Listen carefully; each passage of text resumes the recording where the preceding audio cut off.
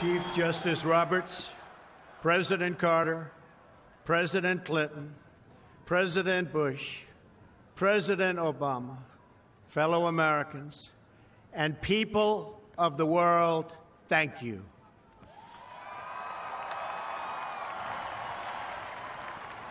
We, the citizens of America, are now joined in a great national effort to rebuild our country and restore its promise for all of our people. Together, we will determine the course of America and the world for many, many years to come. We will face challenges. We will confront hardships, but we will get the job done. Every 4 years, we gather on these steps to carry out the orderly and peaceful transfer of power. And we are grateful to President Obama and First Lady Michelle Obama for their gracious aid throughout this transition. They have been magnificent. Thank you.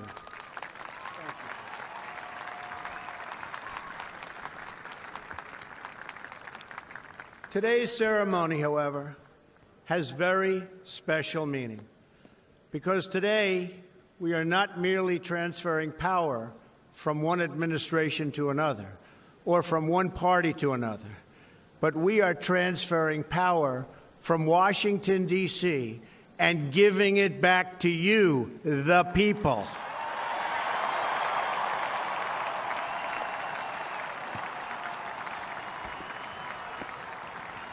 For too long, a small group in our nation's capital has reaped the rewards of government while the people have borne the cost. Washington flourished, but the people did not share in its wealth. Politicians prospered, but the jobs left and the factories closed. The establishment protected itself, but not the citizens of our country. Their victories have not been your victories. Their triumphs have not been your triumphs. And while they celebrated in our nation's capital, there was little to celebrate for struggling families all across our land.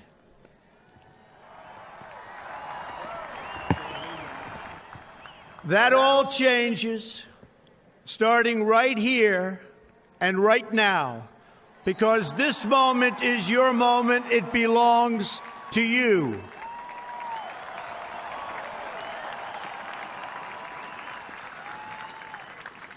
It belongs to everyone gathered here today and everyone watching all across America. This is your day. This is your celebration. And this, the United States of America, is your country.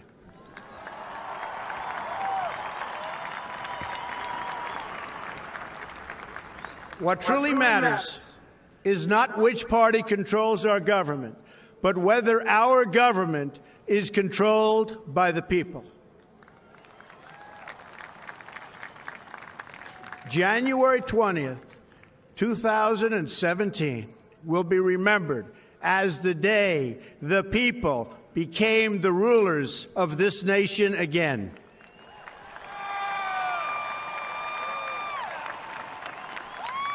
The forgotten men and women of our country will be forgotten no longer. Everyone is listening to you now. You came by the tens of millions to become part of a historic movement, the likes of which the world has never seen before. At the center of this movement is a crucial conviction that a nation exists to serve its citizens. Americans want great schools for their children, safe neighborhoods for their families, and good jobs for themselves. These are just and reasonable demands of righteous people and a righteous public. But for too many of our citizens, a different reality exists. Mothers and children trapped in poverty in our inner cities, rusted out factories scattered like tombstones across the landscape of our nation, an education system flush with cash, but which leaves our young and beautiful students deprived of all knowledge. And the crime, and the gangs, and the drugs that have stolen too many lives and robbed our country of so much unrealized potential. This American carnage stops right here and stops right now.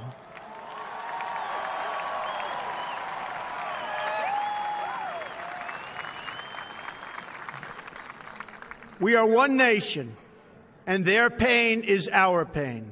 Their dreams are our dreams, and their success will be our success. We share one heart, one home, and one glorious destiny. The oath of office I take today is an oath of allegiance to all Americans.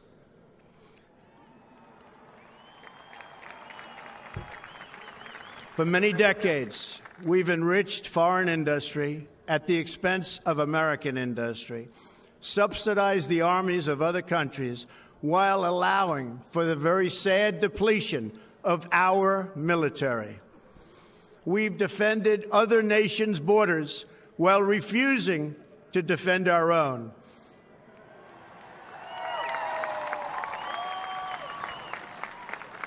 And spent trillions and trillions of dollars overseas while America's infrastructure has fallen into disrepair and decay. We've made other countries rich while the wealth, strength, and confidence of our country has dissipated over the horizon. One by one, the factories shuttered and left our shores, with not even a thought about the millions and millions of American workers that were left behind. The wealth of our middle class has been ripped from their homes and then redistributed all across the world. But that is the past, and now we are looking only to the future.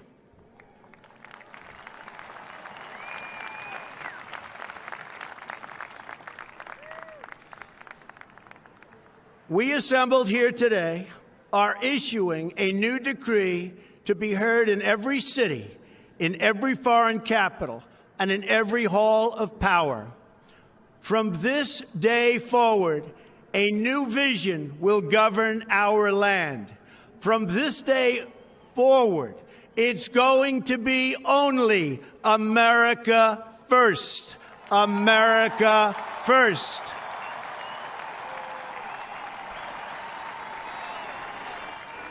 Every decision on trade, on taxes, on immigration, on foreign affairs will be made to benefit American workers and American families.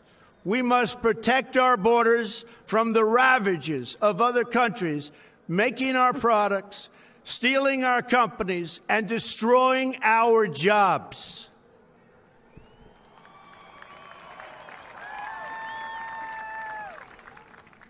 Protection will lead to great prosperity and strength.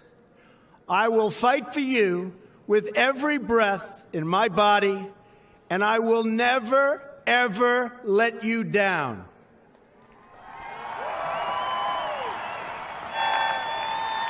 America will start winning again, winning like never before. We will bring back our jobs. We will bring back our borders. We will bring back our wealth. And we will bring back our dreams.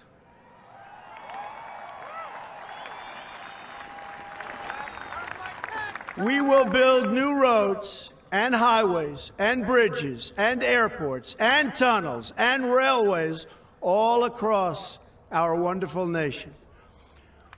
We will get our people off of welfare and back to work, rebuilding our country with American hands and American labor. We will follow two simple rules: buy American and hire American. We will seek friendship and goodwill with the nations of the world, but we do so with the understanding that it is the right of all nations to put their own interests first. We do not seek to impose our way of life on anyone, but rather to let it shine as an example. We will shine for everyone to follow. We will reinforce old alliances and form new ones and unite the civilized world against radical Islamic terrorism, which we will eradicate completely from the face of the earth.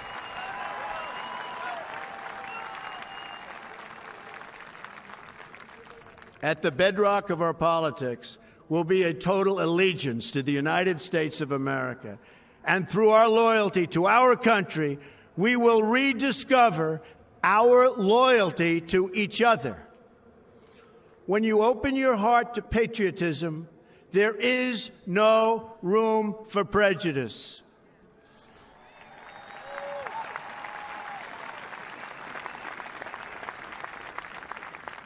The Bible tells us how good and pleasant it is when God's people live together in unity. We must speak our minds openly, debate our disagreements honestly, but always pursue solidarity. When America is united, America is totally unstoppable.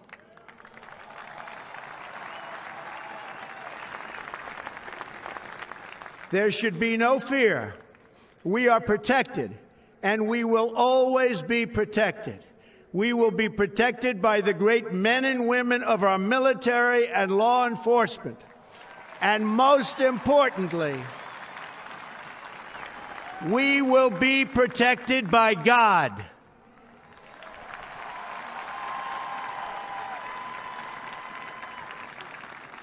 Finally, we must think big and dream even bigger. In America, we understand that a nation is only living as long as it is striving. We will no longer accept politicians who are all talk and no action, constantly complaining but never doing anything about it.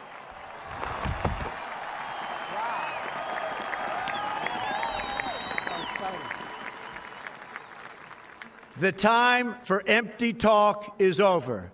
Now arrives the hour of action.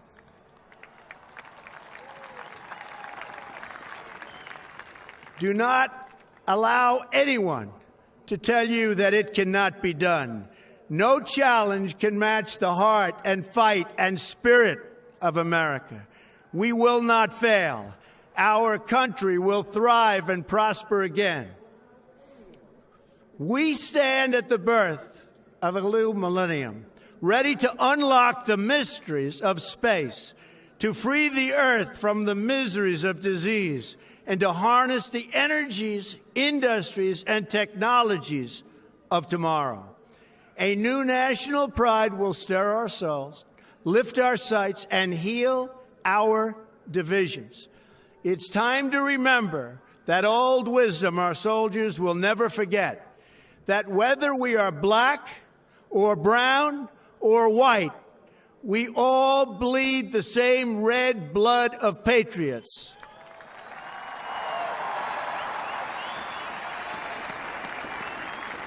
We all enjoy the same glorious freedoms, and we all salute the same great American flag.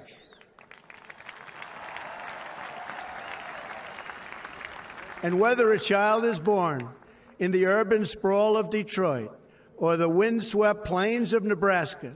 They look up at the same night sky, they fill their heart with the same dreams, and they are infused with the breath of life by the same Almighty Creator.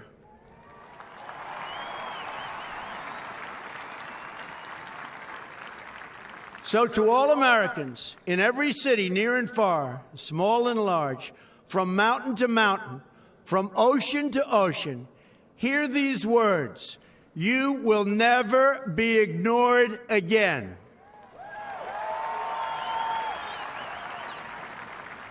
Your voice, your hopes, and your dreams will define our American destiny. And your courage and goodness and love will forever guide us along the way. Together, we will make America strong again. We will make America wealthy again. We will make America proud again. We will make America safe again. And yes, together, we will make America great again. Thank you, God bless you, and God bless America. Thank you. God bless America.